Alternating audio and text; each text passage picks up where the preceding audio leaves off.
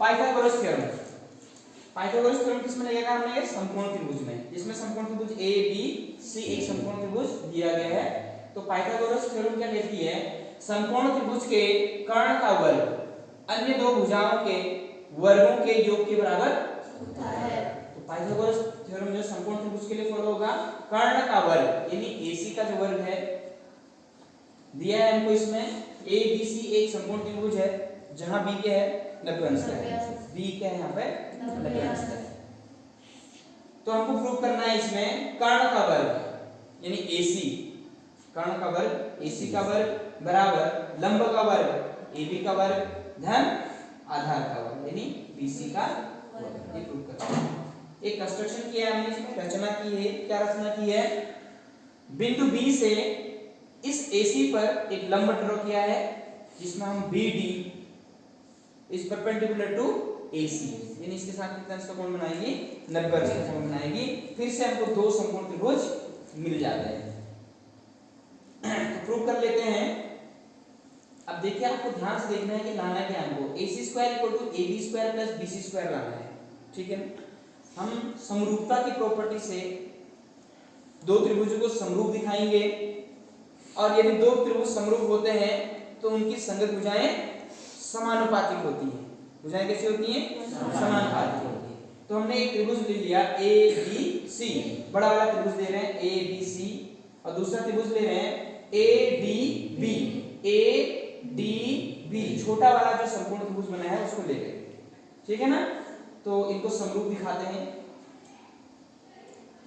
कोण ABC बराबर कोण ADB, इसका B वाला कोण और इसका ये B वाला कोण ईच 90, दोनों 90 अंश के हैं तो बराबर होंगे। ठीक है, दूसरा कोण कौन सा होगा बराबर, इसमें ध्यान से देखो तो त्रिभुज ABC में और एक छोटे वाले त्रिभुज ADC में कौन सा कोण है बराबर, DAB। A हाँ, मतलब एक कोण एंगल A दोनों में कॉमन है, लेकिन ये जब हमने बड़ा वाला त्रिभुज ले रहे हैं तो इसमें A एंगल भी आ रहा है और जब हम ADB ले रहे हैं छोटा वाला त्रिभुज ले रहे हैं इसमें भी एंगल A आ रहा है। इट मींस एंगल A क्या है, दोनों में कॉमन है, उभयनिष्ठ है। तो angle A is equal to angle A common है।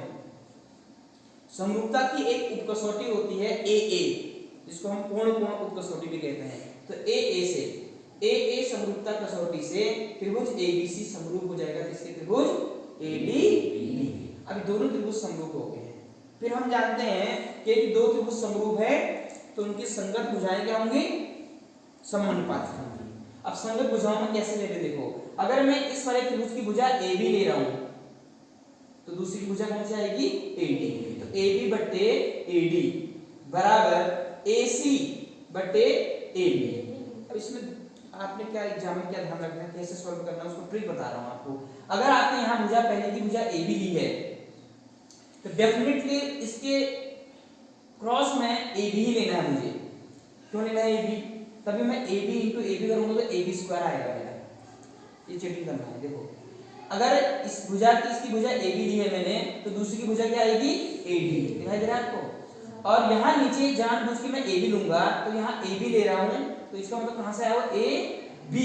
तो पहले वाले का क्या आ जाएगा, AC। तो AC आ जाएगा। सीधे चित्र देखने की जरूरत नहीं है आपको, समझ में आ गया, नाम से क्लियर हो जाएगा।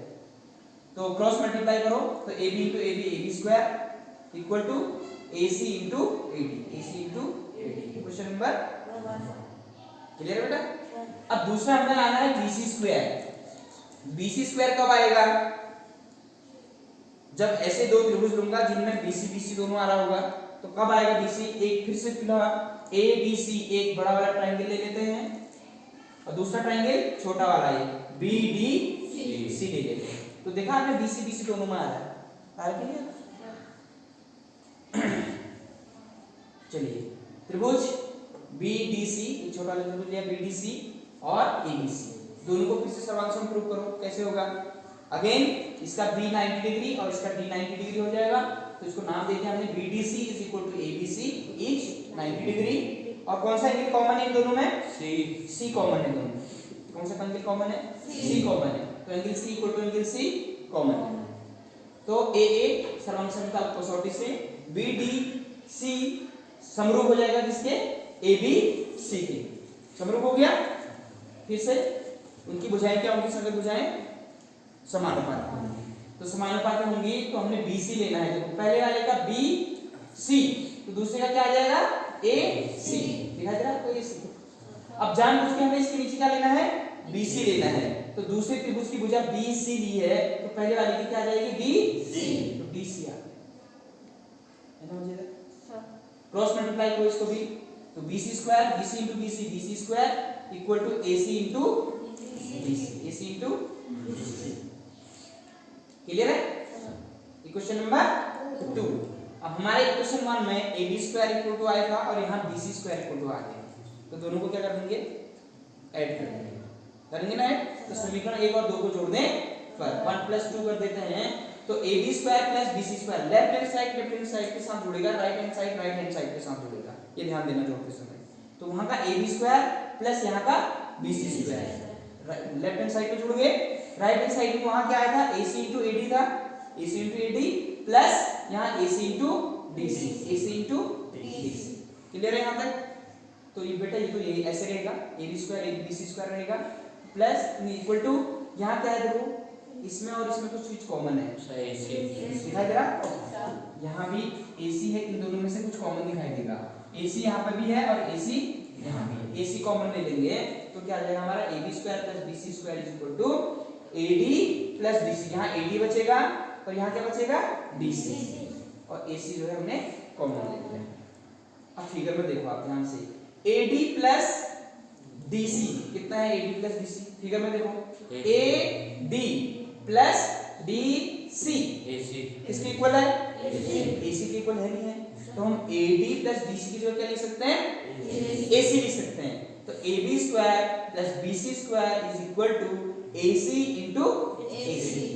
Again AC into AC AC square, AB square plus BC square is equal to AC square. इसको हम पलट के लिखते हैं तो AC square is equal to AB square plus BC square, यानी कर्ण का वर्ग बराबर लंब का वर्ग धन आधा। ये फाइनल ठीक है। ट्रिक क्या अपनाई हमने, आप ध्यान से देखो। एक बार हमें बड़ा त्रिभुज लेना है ABC लेना है एक बार, उसके साथ छोटा वाला त्रिभुज ADB ले लेना है। क्लियर है, आराम से दिखाई दे रहा है। दूसरे केस में फिर से क्या लेना है ABC लेना है, फिर से बड़ा त्रिभुज, उसके साथ छोटा त्रिभुज BDC ले लेना है, समरूप दिखाना है। वैसे भी हम जानते हैं कि जो समकोण त्रिभुज होते हैं वो आपस में क्या होते हैं समरूप होते हैं। तो ये पाइथागोरस थ्योरम